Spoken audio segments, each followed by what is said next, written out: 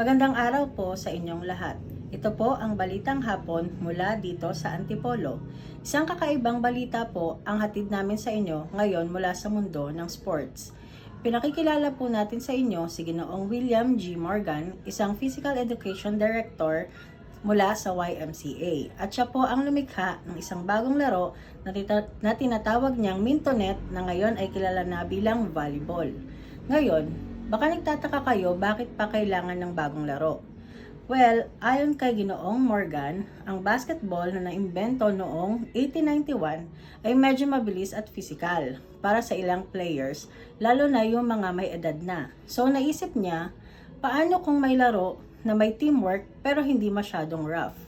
Kaya niya binuo ang volleyball, hinaluan niya ng konting basketball, tennis at handball. At boom, isang game na masaya, mabilis, pero hindi bayolente. Ginagamit ang net na 6 feet 6 inches ang taas at imbis na i-shoot ang bola, ivavali ito palayo sa lupa. Kailangan ng timing, coordination at diskarte. Pero hindi pa dyan nagtatapos ang kwento ng volleyball. Isang malaking milestone ang nangyari noong 1964 nang isinama ang volleyball sa Olympic Games sa Tokyo. Doon nakilala ito ng buong mundo at naging isa sa pinaka-popular na team sports. Mula sa maliit na gym sa Massachusetts hanggang sa Olympic stages. And that is why volleyball is now one of the world's favorite team sports.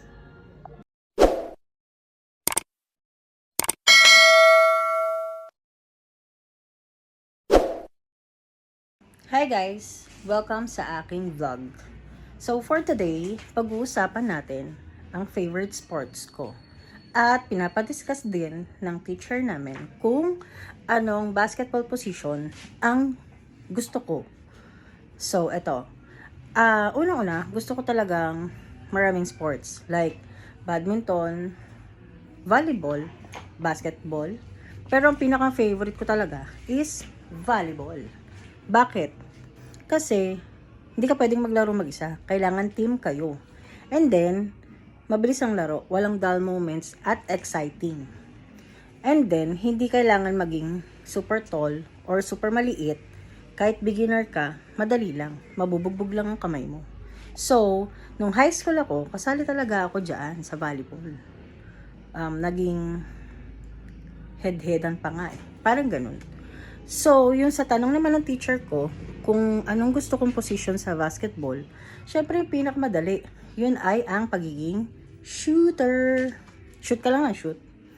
Kung may basketball position na bagay sa akin, yun lang ang tingin ko. Kasi, once matutunan mo yung tamang format shooting techniques, kaya mo na talagang makatulong sa team. Di mo kailangan laging mag-dribble or makipagsiksikan. Syempre, sarap sa feeling pagka na-shoot mo ng 3 points.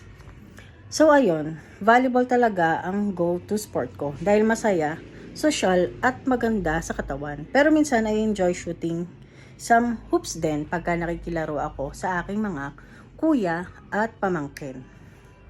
Mamaya, magsisend ako ng sample ng spike or serve.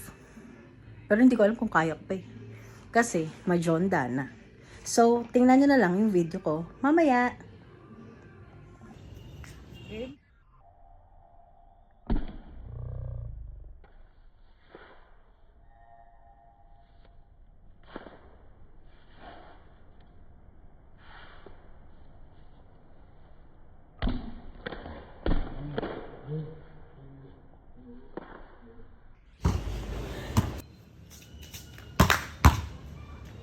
Thanks for watching guys. Comment nyo naman sa baba ko anong favorite sports nyo. Then, see you sa aking next vlog. Peace out!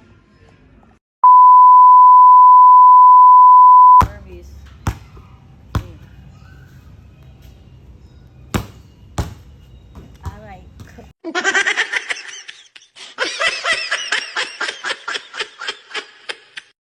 Bola ba naman ng basketball gamitin mo? Malamang masakit yun. Seryoso, ito na. Bye guys. Outro. Peace out. Thank you.